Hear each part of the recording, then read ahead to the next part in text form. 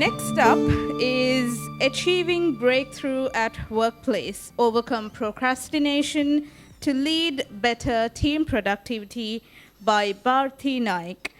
Ms. Bharti Naik is a productivity coach, a serial entrepreneur, and a professional speaker. She works with entrepreneurs and professionals to achieve their business and personal goals by getting rid of their procrastination. A professional speaker and a social entrepreneur who connects with almost all disciplines of business, Ms. Bharti Naik.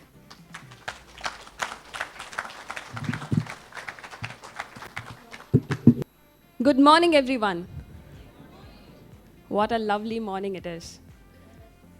And the morning started with Sarah, and then wellness, and now here we are with procrastination. So let's get started. So much to do. So many tasks to do every day. Let me make a list. What? The list is so long. I mean, it's a never-ending list. Okay, let me check once more. This is important, okay. This one is also important. I need to finish this also. Oh my God, I'm really getting overwhelmed. I don't know where to start from. Should I start from here? No. Wait, let me start from somewhere else. No. But this is urgent. I must complete this because deadline is already done. Why do I do this? Okay. And that's what? Randomly taking any task, completing it, and just feeling good about it. But when I want to pick up a task, I say this to myself. I want this task to be perfect. Absolutely perfect. Nothing less than a 5-star. So I work, then work, and I keep working. Because I want that perfect. And then I start wondering, will I be able to do this? Is it really in me that I can do this? I don't think so. Should I check with somebody? Should I ask somebody? Let me do that. I think I should show it to her. Or maybe show it to him. Because it needs to be perfect, isn't it? And I start doubting myself. I start doubting my own capabilities. And then slowly, the doubt slips into self-worth. And now, I'm wondering, why should I work? I'm really wondering, why am I doing all these things? Why can't you just sit and relax and take some rest? Because emotional well-being is important, isn't it? So, I procrastinate.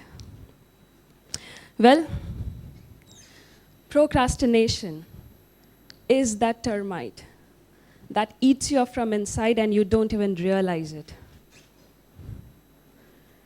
This inner chat, the talk that you have, the words that you speak to yourself, how many of you could relate to this entire chat? Please raise your hands. Whoa. So I believe at some point of time in your life you have been procrastinating on something. Oh yes, so many procrastinators, wow. So people who did not raise their hand, either they have never procrastinated or they are procrastinating right now to even raise their hands. Well, but why do I land up in this situation? That was the first very question I started asking myself. And my journey to understand this one word, procrastination, that started way back in 2020, or I would say the late 2019. Because, as we say, every journey starts with some pain. So I went through some immense amount of pain, lost some very good opportunities in business.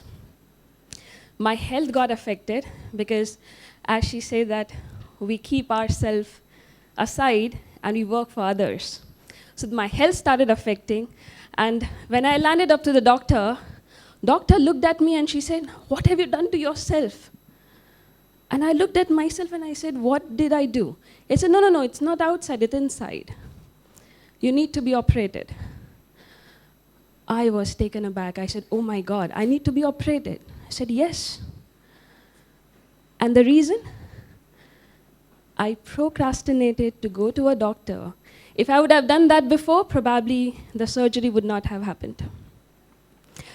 So, went through the surgery, went through some business losses, and I was sitting in that hospital room and wondering why I land up myself here. And that's where the quest started, to finding these answers to this one word, why we procrastinate. What is it that happens and we procrastinate? Because if you look at procrastination, that is the outcome. It is a behavior that we all can see. We all know it. We delay our actions. We delay taking some very important decisions. But what happens inside us? The roadblocks, the challenges, the fear, that stops us from taking those decisions. That stops us from taking those actions. And hence, in 2020, I conducted a survey, collated hundreds of responses from people. I did some close to 50 webinars and met some very good interviews, did very good interviews, covered some 10,000 people, only to ask this question: why do you procrastinate? What happens and you delay this decision? So right from talking to CEOs, to MDs, to professionals in the workplace, to students, everybody. And what I did was I collated that data, compiled them, and I started categorizing them. And those categories led into 4 major roadblocks that affects us and we procrastinate. And to remove these 4 roadblocks, I said if there are 4 principles that can help me to get rid of this procrastination, that would be wonderful. So how many of you want to really know those 4 principles?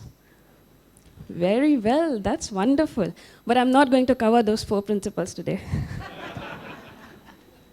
That's for the next talk.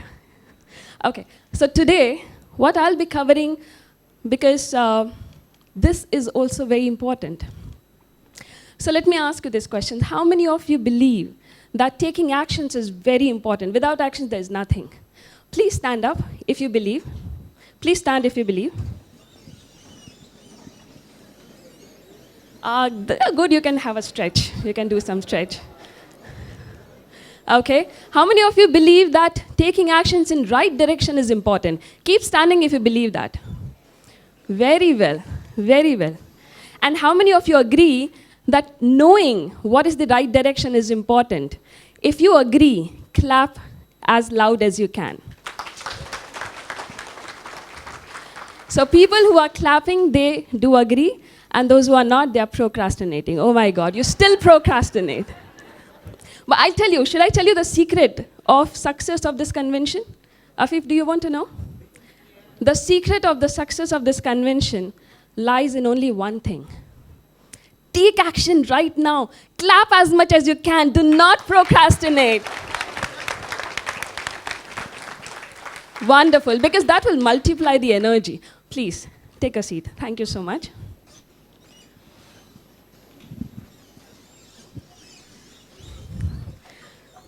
Now, people who are at the back, they are thinking, what did we do? Should we procrastinate it?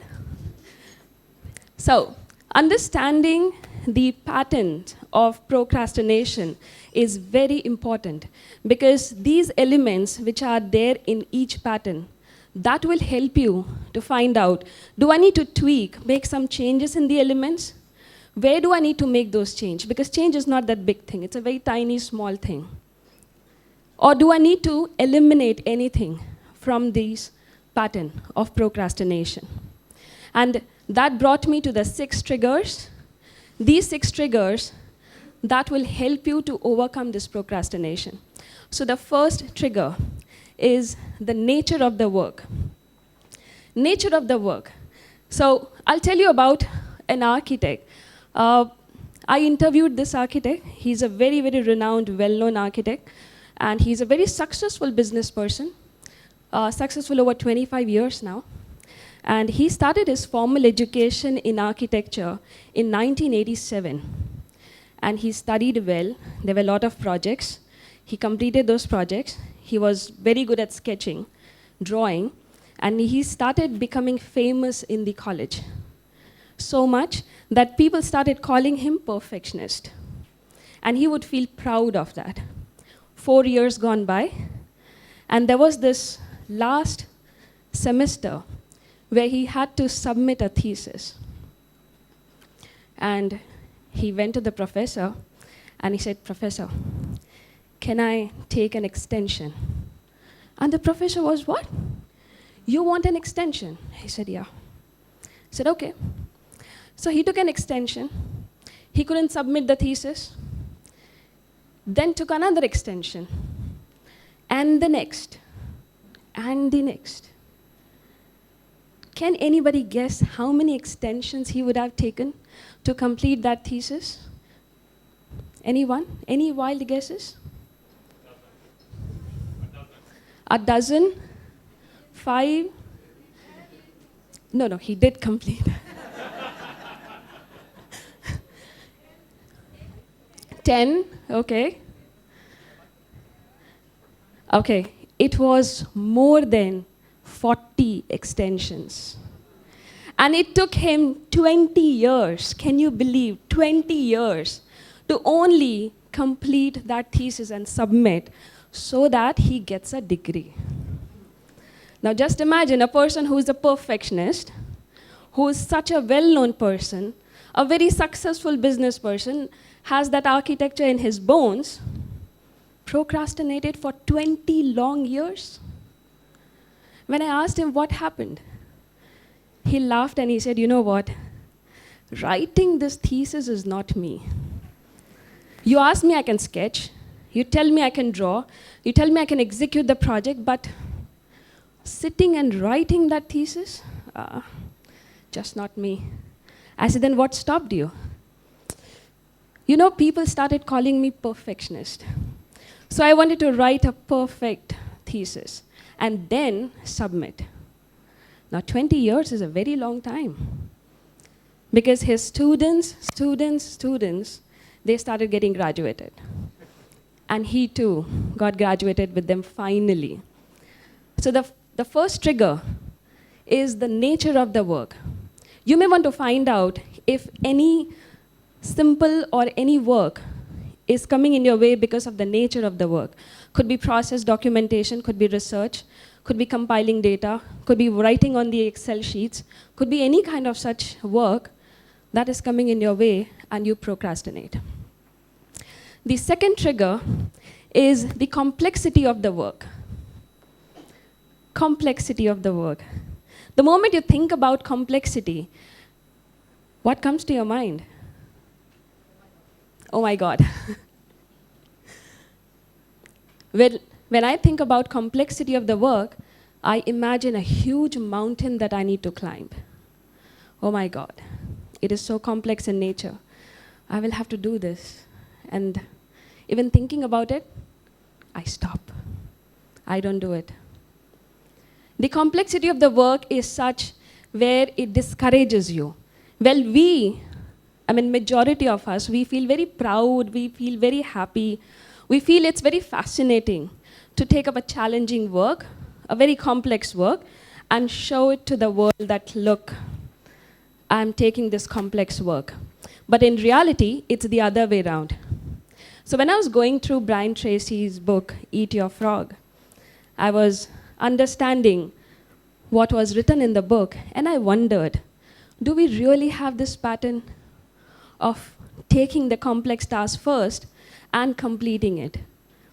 But if you understand your brain well, the brain doesn't like that way. The brain likes to pick up something that's easy, Something that's simple, doable, quick, fast. And you know why? It's because we live in this fast-paced technological generation where everything is at a click of a button. You click and it's right there. It is that instant noodles, instant coffee, instant gratification. We want that. And when we don't get it, we kind of go back and, do I really have to do that? Do we really want to do this? And you start going back to your cycle of not taking further action. The complexity of the work. The third trigger that would come in your way is the time involved in the work, the time taken. Now what happens with this? When you are picking up a task, if the task is a very long task, takes a lot of time, what happens to you? You get bored. You feel discouraged. You feel, oh my God, when will this task be over? When will I see the completion of this, put a tick mark in my to-do list, and move to the next? And when this doesn't happen, you simply leave, incomplete. And you don't like it. And when you leave it, all the emotions comes into play.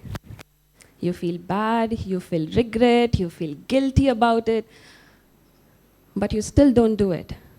Oh, it's a long time. Why? Because you need to be consistent when you are taking a project which is a very long duration project. You need to be consistent. You need to continuously put actions. And you may not get results immediately.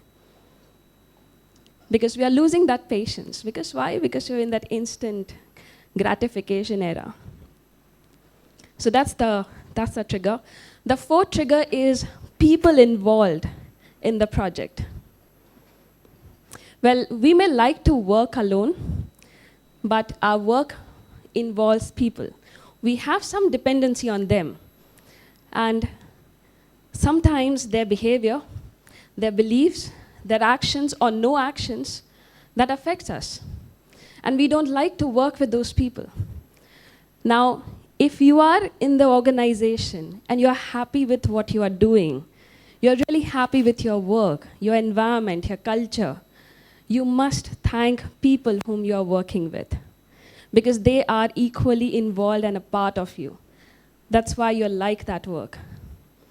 So when I was going through a couple of books, even Marcus Birmingham and Kurt Kaufman, in their book, What the Great Managers Have to Tell About, in that book, they write it, that if people don't enjoy working with their managers, if they don't like to work or they are disrespected, they will leave the job, no matter however great salary or great benefits they get. They leave their jobs. And it's very commonly saying that people leave managers, they don't leave jobs, they leave managers. Even Leigh Hugman, in his book, which says 7 hidden reasons why employees leave, he also talks about the same thing, that the biggest argument or disagreement between employees and their managers lead them to discontinue with the job. So people involved in the project matters a lot when you are taking up the project in your hand. The next trigger is the reactions in the moment. No matter however you like the work, no matter whatever you are doing, in that moment, if you are reacting to the situation, if you are very high in your anger, would you do that? Would you complete the task? Would you take actions? What happens when you are completely in anger or frustration? We don't do it at all. We don't do it because we are so much in our emotions that we tend to push that away. We push that decision away. We don't like it. Our emotions play a very, very important role in what we are doing and what we are not doing. Because these emotions, when they come in our way, they stops us from taking any actions. And these are some of the triggers that I identified when I was taking these interviews of the people. And when these triggers came into play, I realized that, okay, if these are the triggers that are really coming in my way to overcome my procrastination, what should I do then? So I followed those 3 A's, very commonly known as awareness, acceptance, and action. Now, what do you mean by being aware? When you are aware about yourself, we have heard her saying about the wellness being. When you are aware about your shortcomings, when you're aware about your surroundings, when you're aware about your triggers, what works for you, what doesn't work for you, that helps you to understand what actions I need to take and what actions I will not take.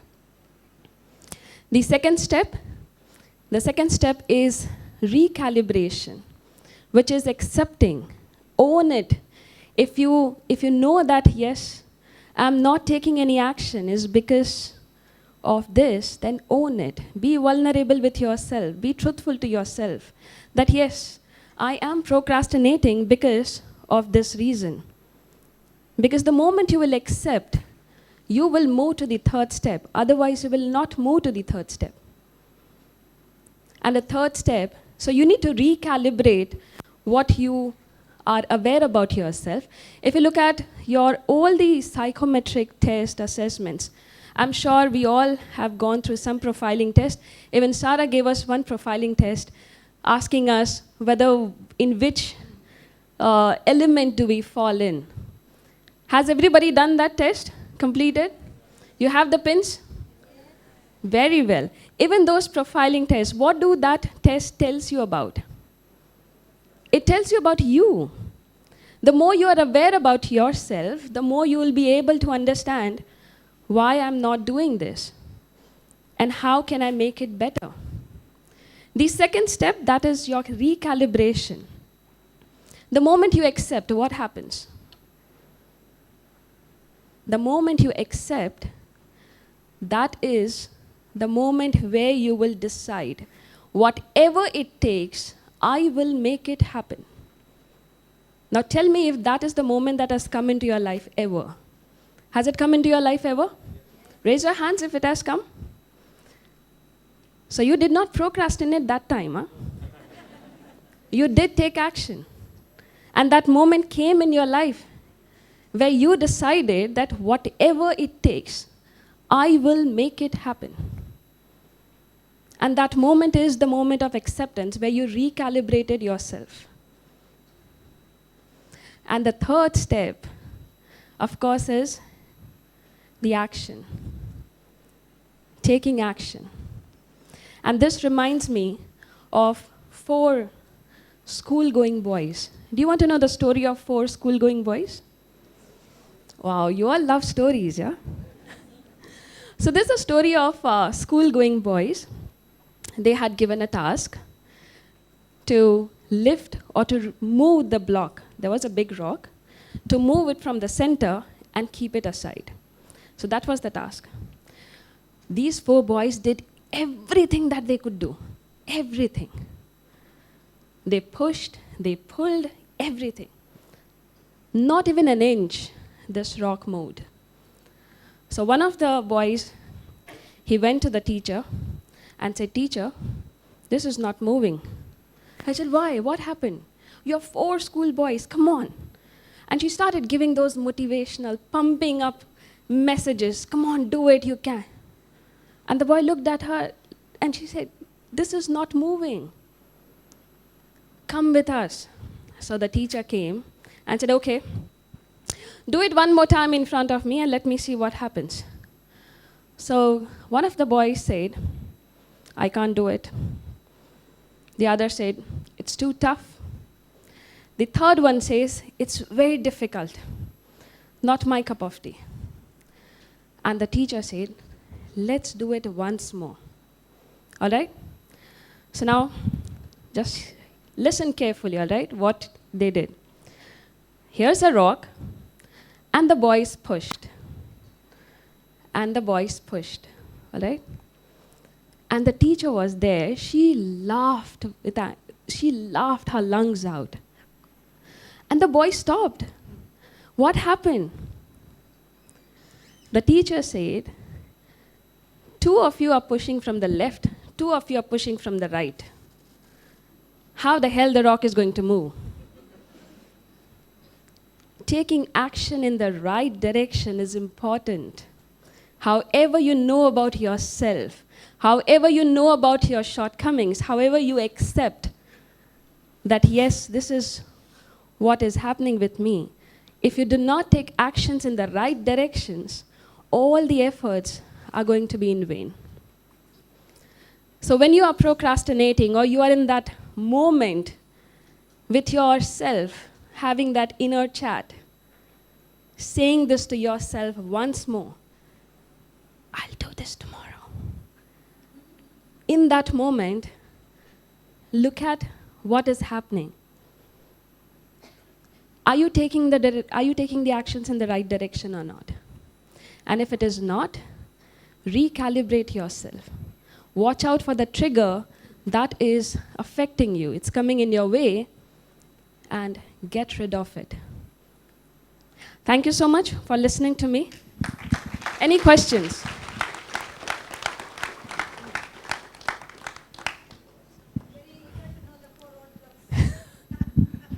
Very eager to know 4 roadblocks. Okay. Well, I gave you the clue in the first half. The 4 roadblocks that I categorized, the first roadblock is perfection. The second roadblock is overwhelmed. You get overwhelmed. And the third roadblock is overthinking. And the fourth one is the fear of failure. The 4 roadblocks, the underlined major reasons why we procrastinate. Now, before she asked me, very eager to know what are the 4 principles, I'll tell you the 4 principles. So if you want to actually cut down on perfectionism, you really want to chop that off, you need to apply the principle 70% is perfect. That's the principle you apply. What you mean by 70% is perfect, that means it is good enough for me to put this out in the world. And let I get feedback from the audience. Let me get the feedback from the people I'm working with. Let me not stop myself. Because however you think it is perfect, there will be still some place where you would need to improve. Do you all agree? We always have that room? So 70% is perfect, and you put this out. The second one is overwhelmed. Now, what happens in overwhelmed? When we are overwhelmed, well, it reminds me of another story. Do you want to know the story? Okay. How many of you have been to a buffet lunch or a dinner? Oh, we all have been. Yeah, lovely, buffet lunch and dinner. So what happens when we go to a buffet lunch and dinner? And that is delicious dishes laid in front of us. Nice aroma. And we really feel excited. Oh my God, these are some amazing dishes we want to eat, isn't it? Now we are standing in front of those dishes. There are hundreds of them. What happens? We don't know where to start from. Should I take this, the starters? Should I go to the soup? Should I go to the desserts? Or should I start from the main course? Where should I do? And then you take random actions. Let me start from somewhere. That's fine. I can go and join my friends. I can go and join my family. That's okay. Well, if it's a buffet lunch or dinner, and you're taking random actions there, random thoughts, random decisions, that's fine. You will get random results. But you're going there to enjoy, to spend some good time. But what if the same pattern is repeated at work? When you have loads of work, you make a long to-do list only to overwhelm you. I stopped making those to-do lists, by the way. And when you make that long to-do list, that overwhelms you, and then what you do? You simply start taking random actions. Random actions will lead to random results. It will not be your desired results. If you want desired results, you need to strategize. So I never plan my day on the day of my execution. I never do that. I plan a day before, because the day is for the execution, not for planning. So I do it a day before. The third one is overthinking. Now, the more you think, eventually you land up doubting yourself. When you doubt yourself, what happens? You are taking external validation from others. You start seeking others' opinions, others' ideas. So to cut down on overthinking, you need to work from your future, not from the past. Working from the future will help you to cut down on overthinking. And the fourth one is fear. Fear of failure. That small, tiny fear, the bug. You don't know when it increases and becomes the big bug. You don't even realize it. And if you want to cut down on that fear, you need to apply 595 principle. And that 595 principle is very simple. You can meet me during the break and I'll tell you what it is. Thank you.